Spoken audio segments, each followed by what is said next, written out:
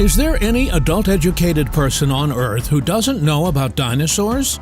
The first thought would be, there is hardly anyone who has never heard about them. Indeed, we learn about them as children, when we barely start speaking.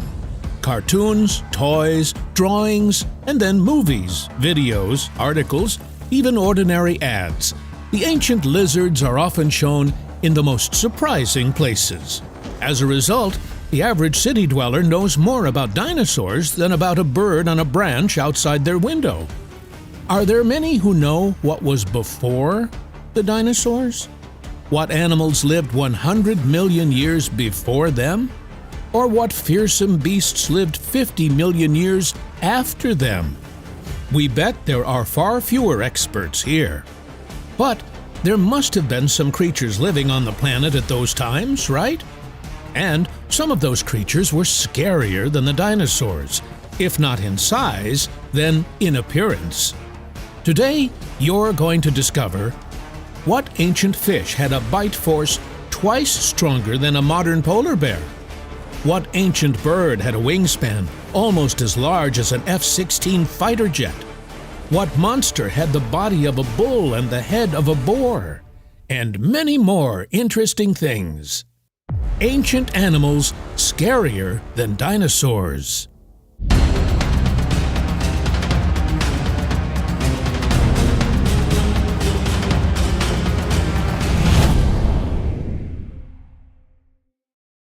Dear viewers, please like and subscribe to our channel.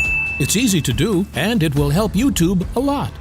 Your likes will help its algorithms to select interesting content and make it more accessible. According to one of the most compelling hypotheses, the first life on our planet appeared in the ocean. So we will start with the dwellers of the ancient ocean.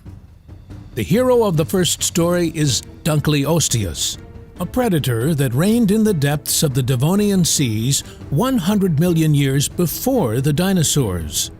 The genus Dunkleostidae includes several species.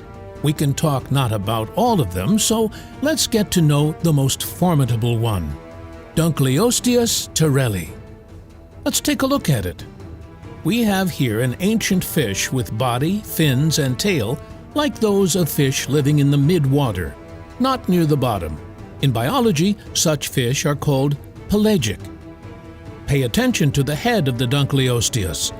An expert would immediately notice that it is not a plankton filter feeder or other consumer of marine minnows. The size and shape of the jaws clearly indicate it is a dangerous predator, hunter of large prey. But the most interesting thing is that these intimidating jaws do not have teeth, a toothless predator. It's hard to believe, but that's what it is. The sharp protrusions you see in the mouth of the Dunkleosteus are not teeth, but simply pointed edges of the jaw. Moreover, the shape of the jaw is such that the cutting edges are sharpened against each other when they clamp together. Not a bad design. After studying the mechanics and strength of the jaws of the Dunkleosteus, the scientists made two key conclusions. First, they found that the jaws could open so quickly that they sucked water in like a pump. This works well when hunting smaller prey. Second, they found that the Dunkleosteus had tremendous bite force. For example, calculations on a 6-meter-long Dunkleosteus showed a bite force of 4,400 Newton, 989 pounds at the lateral edges of the jaws, and 5,300 Newton, 1,200 pounds at the points of the central protrusions. For comparison, the bite force of a present-day polar bear is 2,570 Newton. That's half as much. A bit bewildering, isn't it? These weapons allowed the Dunkleosteus to easily deal with all but one prey. In a minute, you'll find out what this exception was and what role it played in the evolution of the Dunkleosteus. Now, let's find out its size, mass, and speed.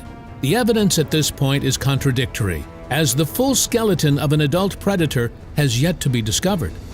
Some estimates put its length at 10 meters, 32 feet, and weight in the range of 3 to 4 tons. For the late Devonian seas, this was the largest hunter. For such a solid size, the Dunkleosteus was fairly fast. It could swim at a speed of 32 to 40 kilometers per hour, 20 to 25 miles per hour. That's a high speed for marine life of the Paleozoic era. As the largest and fastest predator, Dunkleosteus was at the top of the food chain. It preyed on amenities, sharks, plesioderms, and other Dunkleosteus. Yes, this is the very same exception prey we mentioned above. The fact of cannibalism is scientifically proven and allows for a very interesting hypothesis. Perhaps the brutal introspective competition served as one of the main tools for the evolution of the species. The worst enemies of the Dunkleosteus were actually its brethren, so its defenses improved in this direction. Note that in the 50 million years of the species' existence, it developed nothing to protect the back half of its body. It has remained open. Hence, we can assume that this part of the body was rarely attacked, and the defense there never appeared in the process of evolution. Apparently, the Dunkleosteus attacked the victim's head when it came to assaulting its brethren. It's a rational tactic. It hit the victim's most important organs without the risk of a return bite to its unprotected part of the body. Thus, in the course of evolution, those specimens with stronger defenses of the head, the front part of the back, and the abdomen gained an advantage. As a result, we see robust and tight-fitting armor protecting these parts. They greatly increase the chances of survival in case of lateral and frontal attacks by other Dunkleosteus. Of course, this is just a hypothesis, but it is quite plausible and recognized, and other alternatives are less convincing. For example, let's imagine that the Dunkleosteus preferred to attack from the tail. What would happen with this tactic? There are few options here. Most likely the attacked Dunkleosteus would try to wriggle out and bite the aggressor's tail. It's a very interesting sight. Two predators eating each other from the tail. Thus, attacking the tail of the rival, Dunkleosteus itself risks losing its tail. In any case, it would receive serious damage in response and most likely die. It is unlikely that such a method could have taken hold in the course of evolution. What else can we say about Dunkleosteus?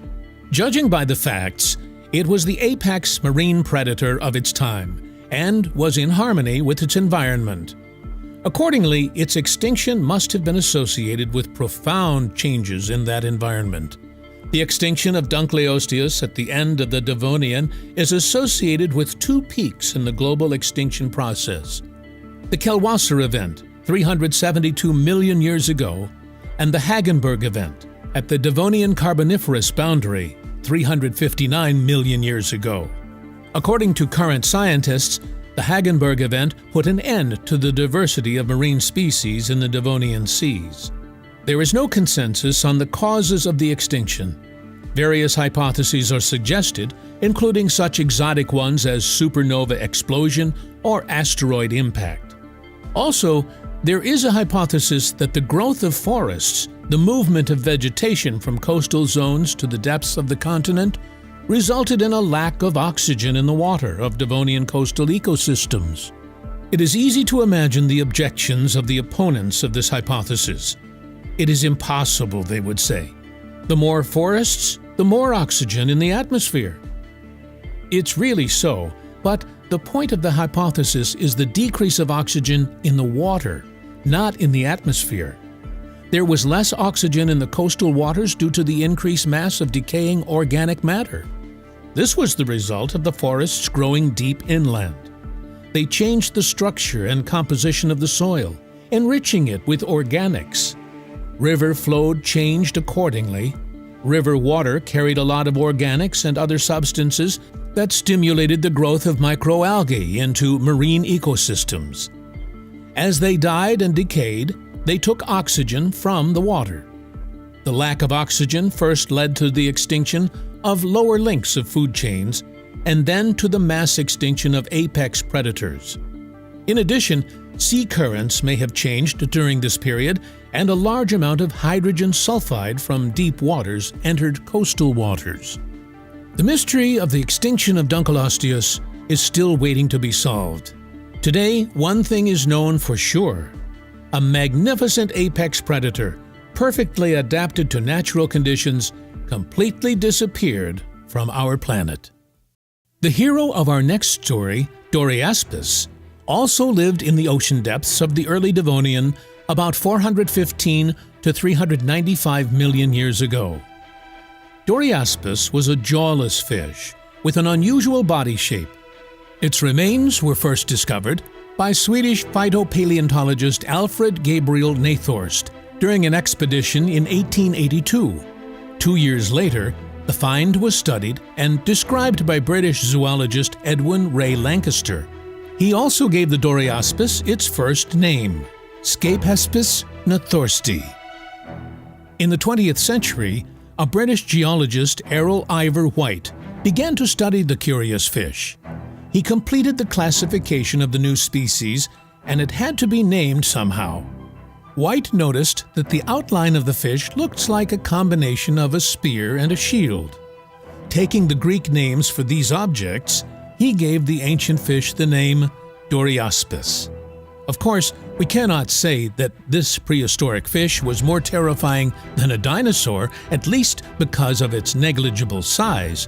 According to available data, its length did not exceed 15 centimeters, 6 inches. Nor can we say today how dangerous it was, but it did look very intimidating. It had a strange body. The surface of the upper part of the body resembles a tortoise shell, and the belly is flat and smooth. The tail of the Doriaspis is long, flat, and thin, with spines on the edges. There are 2 long, almost round, bony protrusions extending from the sides of the body. In some species, the protrusions resembled fins or wings and had serrations along the edges. The purpose of these outgrowths is unknown. Perhaps they helped the fish to float and balance in the mid-water. However, their shape is far from that of a wing, so this hypothesis is not widely supported by paleobiologists.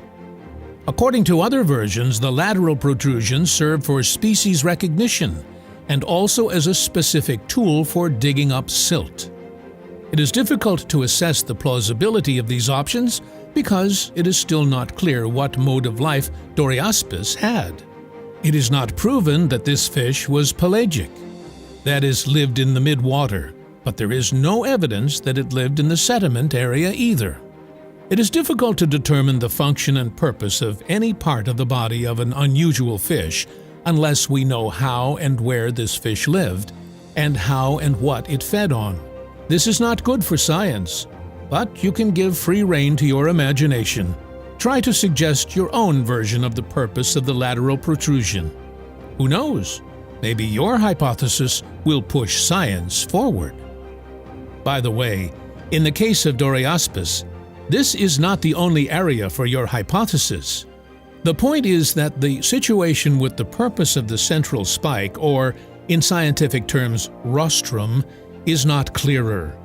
There is no unanimous opinion as to what Doriaspis needed it for, or how it was used either. It is noteworthy that, unlike in the case of modern fishes, the spike is located under the mouth, and this is quite rational. The fish could throw up the bottom sediment with the spike. Thus, the fish immediately got all sorts of things thrown up from the body before its eyes and mouth. If there is something tasty, it could be quickly devoured. Remember that in the cruel world of natural selection, eating faster means being more efficient and having a better chance of survival. There is logic in such an explanation, but again it all comes down to the lack of data. What if Doriaspis was actually a pelagic fish that lived not on the bottom, but in the mid-water? Then the whole reasoning is useless. Unfortunately, there are far more questions than answers. We know too little about this strange fish. We believe that the main discoveries on Doriaspis are yet to come. The subject of our next story is also partly connected with the evolution of life on Earth. In this story, we will present you not just one, as usual, but two ancient creatures, Mesosaurus and Mosasaurus. Their names are very similar, which sometimes leads to confusion, despite the fact that these predators were very different from each other. In addition to external differences, one of them is also famous for its special role in science. Further, you will learn which one of them has helped science and how. So let's talk about Mosasaurus. It was a very large sea predator. It is classified as a reptile from the order Squamata, family Mosasauridae, genus Mosasaurus. According to this classification, 5 species of Mosasaurus are known today. We describe the species Mosasaurus hoffmanni, and everything that will be further described about Mosasaurus is about it. Mosasaurus lived in the Cretaceous period of the Mesozoic era, about 145 to 66 million years ago. Fossilized traces of their existence have been found on all continents, including Antarctica. They inhabited warm, shallow seas that were widespread in the late Cretaceous. These ancient sea lizards were warm-blooded, viviparous, with a high metabolic rate.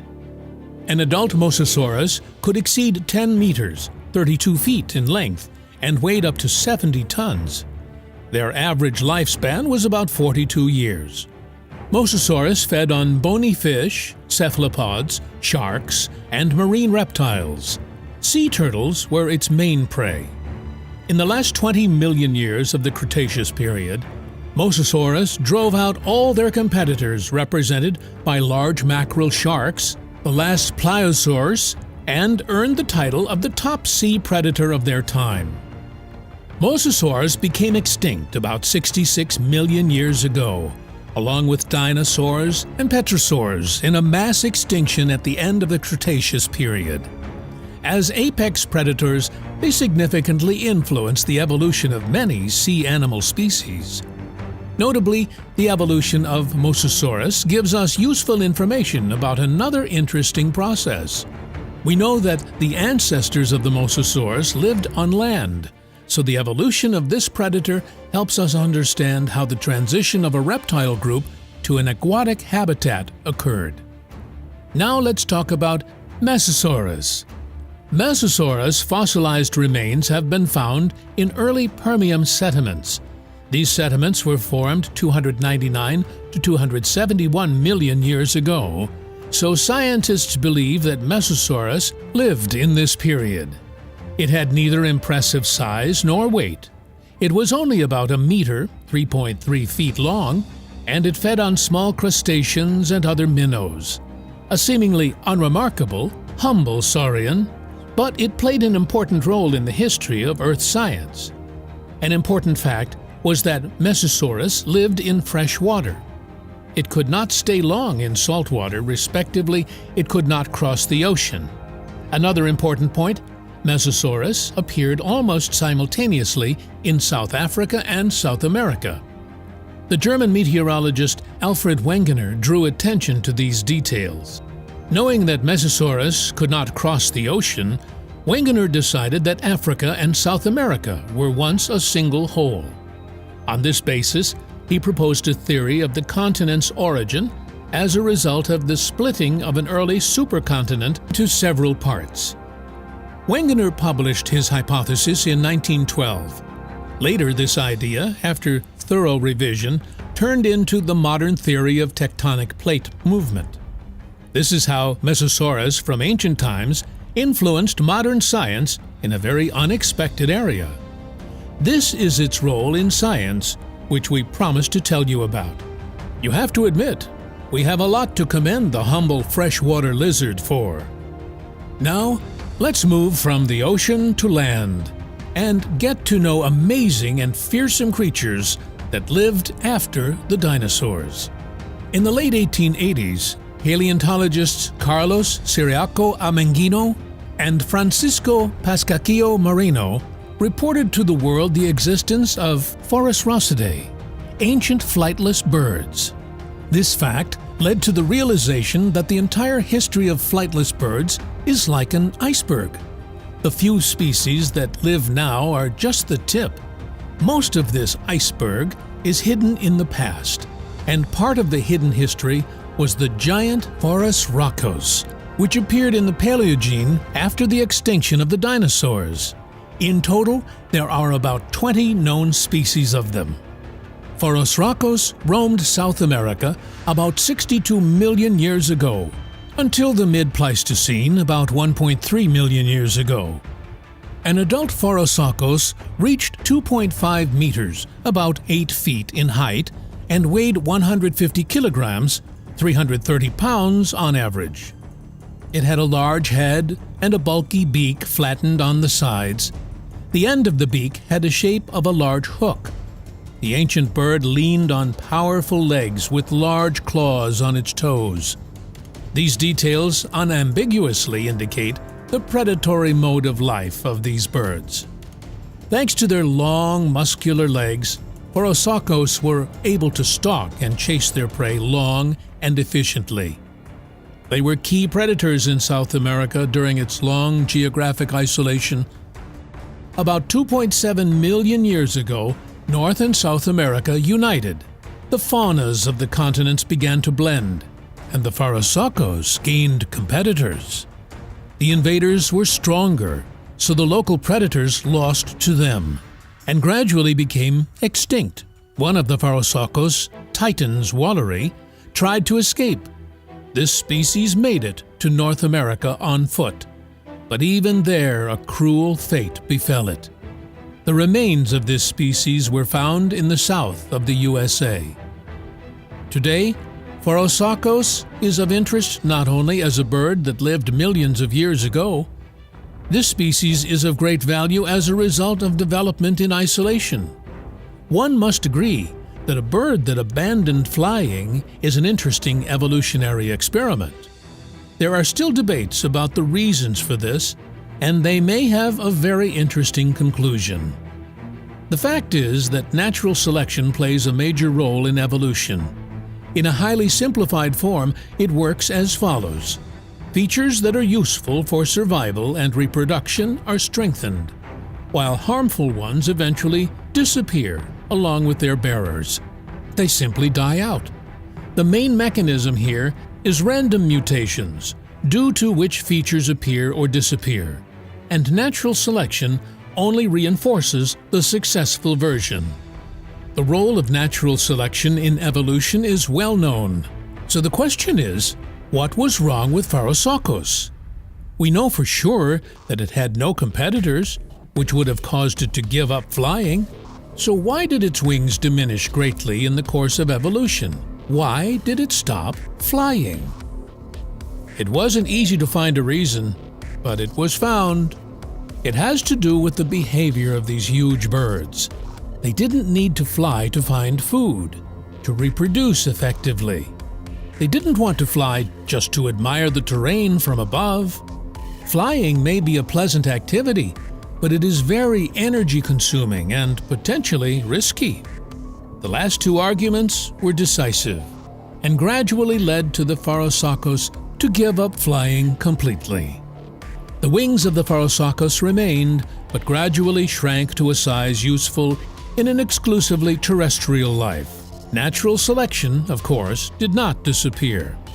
It helped the flightless bird to get powerful legs and other features that allowed it to excel without flying. Phorusrhacos became extinct around the middle of the Pleistocene, about 1.3 million years ago. Their closest present-day relatives are sirrimas, two species of land birds of prey in South America. Their long, slim legs are only a faint echo of the former glory of their mighty ancestor.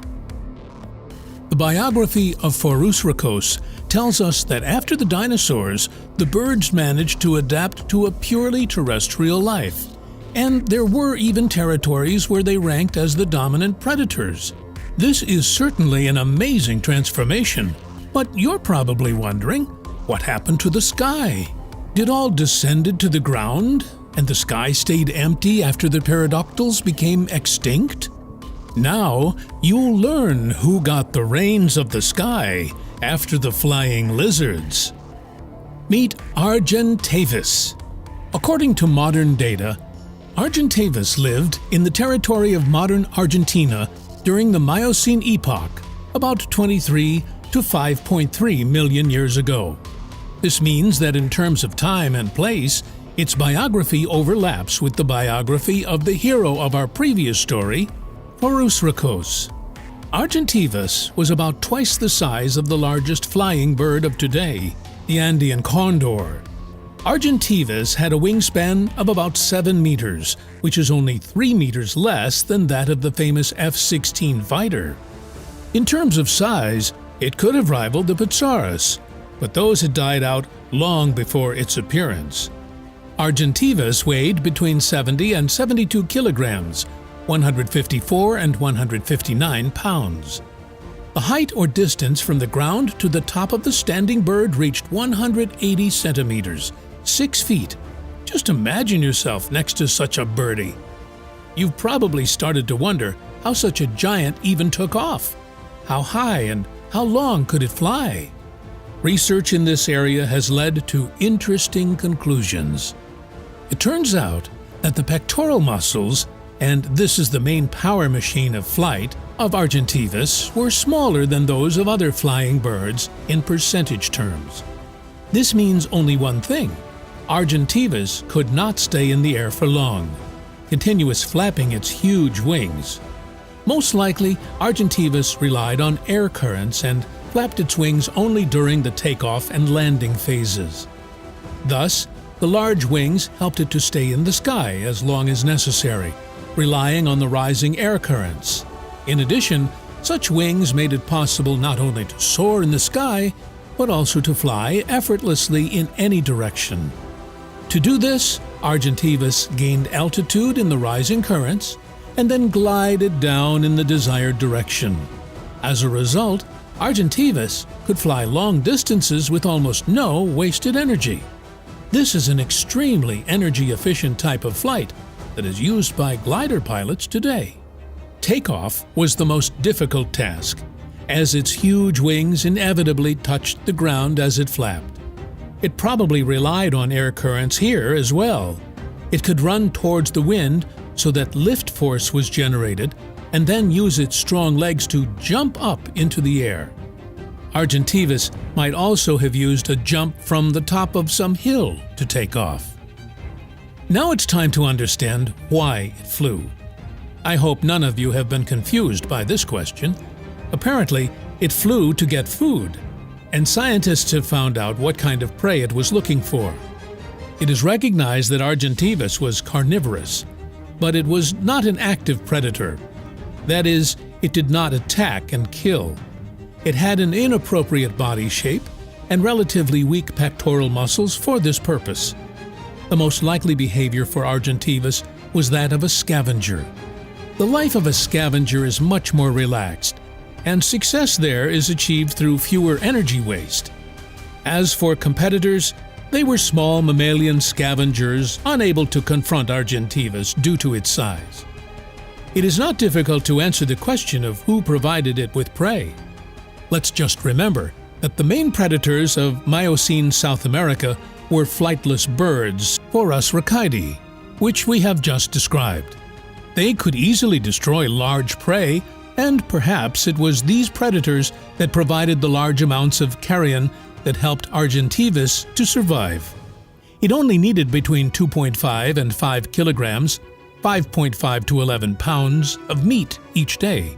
For its size, that's a relatively small amount. So what do we have in the end? Argentavis had no threats in the air. It could hover safely for hours and wait for its flightless counterpart to leave him something for lunch. And it was satisfied with little, thanks to its amazing energy efficiency. Low food consumption and special mode of hunting of Argentavis led paleontologists to the hypothesis that this bird was also relatively long-lived. It is now believed that its lifespan amounted to at least several decades. Thus, Argentivus survived, according to the so-called K strategy. Let's explain a little bit what that is.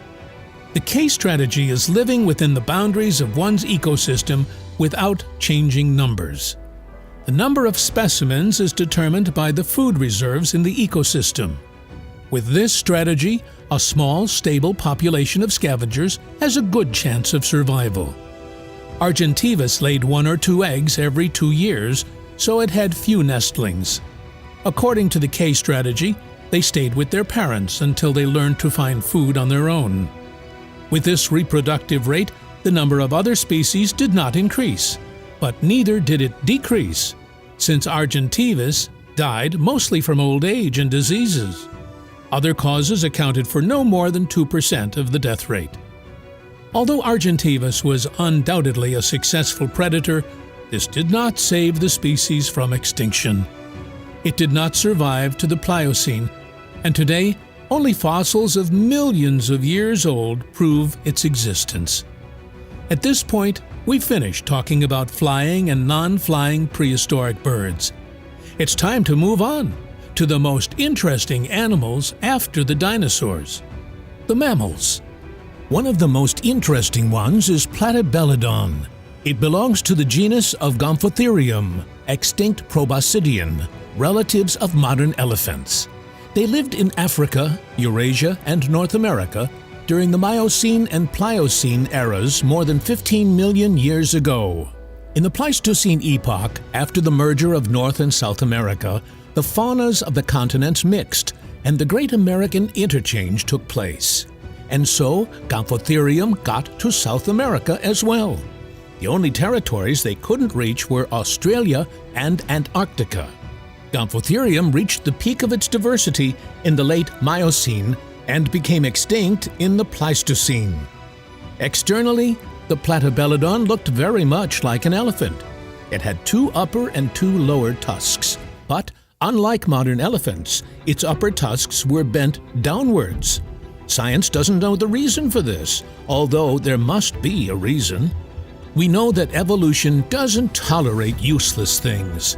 However, the upper tusks are not the most interesting thing about Platybelodon. These bizarre mammals became known for their 2 tusks on the lower jaw. They were without enamel, broad, and flattened horizontally, which gave them a resemblance to the blade of a bayonet shovel. In 1936, when describing Asian specimens of the genus Platybelodon, the famous paleontologist Henry Fairfield Osborn was the first to compare the lower pair of tusks to a coal shovel. The comparison became firmly rooted, and Platybelodon has since been often referred to as a shovel-tusked Gomphotherium. Today, of all the proboscideans, Gomphotherium still remains the most popular object of study for paleontologists. The main mystery of Platybelodon is the purpose of the shovel-shaped armament of the lower jaw. Presumably, it has something to do with feeding, but it is not known exactly how it was used. Accordingly, it is not clear what the Platybelodon fed on. It was assumed that the lower tusks were used as a shovel for digging and raking plants. There was also a version of cutting leaves off branches from trees. Another hypothesis was raking algae from the bottom of the freshwater lakes. There was also an opposite conclusion. Platybelodon did not use its bone shovels at all when eating. But the hypothesis of a shovel for algae was supported by a lot of scientists. Specific wear, which was explained by the abrasive effect of sand and clay on the shoals, supported it. This is how he was drawn everywhere, digging in aquatic and coastal vegetation. After this hypothesis, it would seem everything calmed down, disputes quieted. But in 1992, the scientific world was shaken up by the work of paleontologist David Lambert. According to the results of the study with the use of modeling, he concluded the lower jaw cut bark and branches. Later, having examined the microlayer of the surface of the tusk shovels, the Chinese scientist came to the same conclusion. Moreover, they noted that adult Platybelodons ate coarser food. Well, It looks like it's time to depict platybelodons at lunch in a dense tropical forest, although we cannot say for sure that the search for the truth has come to an end. Finally, we invite you to learn about the fascinating discovery story of another predator that lived in Central Asia during the mid and late Eocene epoch, about 45 to 36 million years ago. The world learned about Andrewsarchus from a skull discovered in Mongolia. It was found by an expedition led by the American scientist, paleontologist Roy Chapman Andrews in Inner Mongolia in 1923.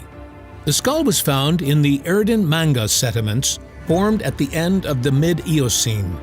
At first it was thought that the skull belonged to a giant suiforms from the Entelodonte group.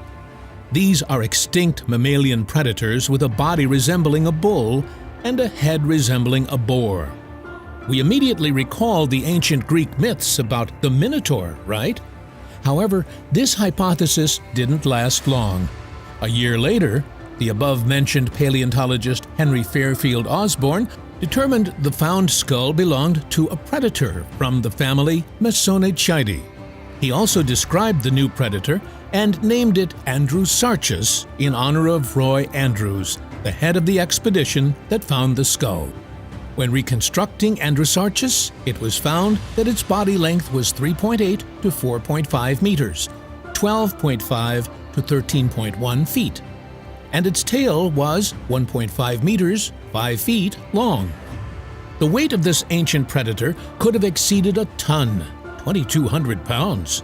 Considering that it had a skull 83 centimeters, 2.7 feet long, and 56 centimeters, 0.85 feet wide, we can consider Andrewsarchus the largest terrestrial carnivorous mammal that ever lived. There is something mystical about the look of the Andrewsarchus. Look at this beast. What does it remind you of? Think of horror movies about werewolves. There is a certain resemblance, right? It is safe to say that in terms of frightening appearance, it was a worthy heir to the Tyrannosaurus. There is one unpleasant thing about the story of Andrewsarchus. Almost 100 years have passed since the skull was found, but nothing else has ever been discovered. Excavations are continuing all over the world, but there are no more skulls, let alone a whole skeleton. It's pretty strange and brings up some thoughts. Maybe there was no such species. Maybe it was the skull of some anomalous Mesoneichidae, another extinct mammal which is far less mysterious. Of course, this can't be a final conclusion. But not a single bone in 100 years? There is definitely plenty of food for thought.